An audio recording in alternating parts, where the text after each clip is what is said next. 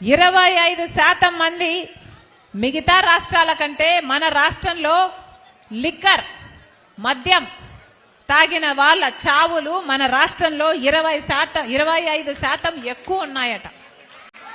అంటే మన రాష్ట్రంలో లివర్ చెడిపోయి లిక్కర్ తాగడం వల్ల లివర్ చెడిపోయి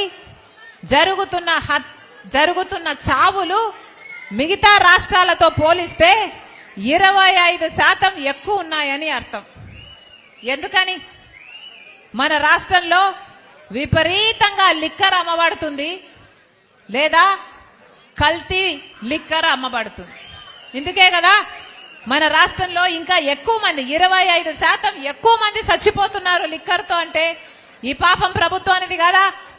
మొన్న ఒక అన్నని అడిగాను, అన్నా అసలు డిజిటల్ పేమెంట్సే లేవంట కదా, మద్యం అమ్మే దుకాణాలలో అసలు క్యాష్ తప్పితే ఇంకా ఏమీ తీసుకోరంట కదా అని.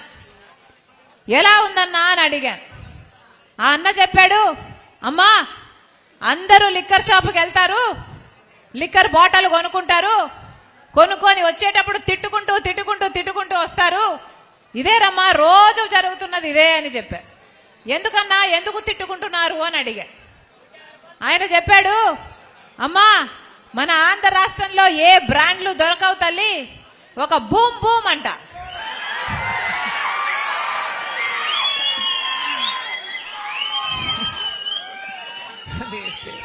అదేం పేరో మరి, ఒక బూమ్ బూమ్ దొరుకుతుందమ్మా.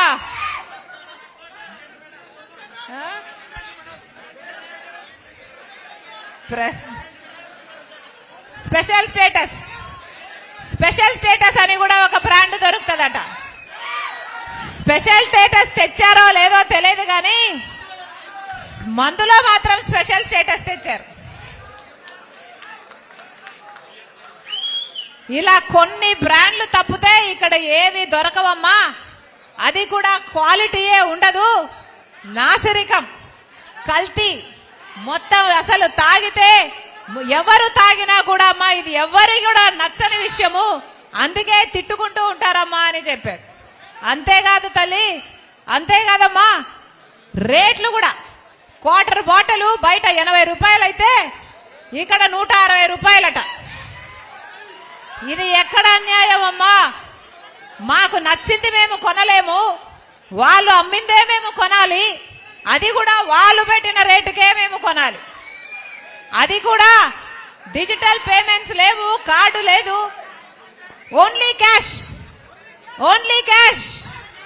ఇది ఏ పద్ధతి? ఇది ఎక్కడి పద్ధతి? ప్రపంచంలో ఎక్కడైనా, దేశంలో ఎక్కడైనా లిక్కర్ షాపులలో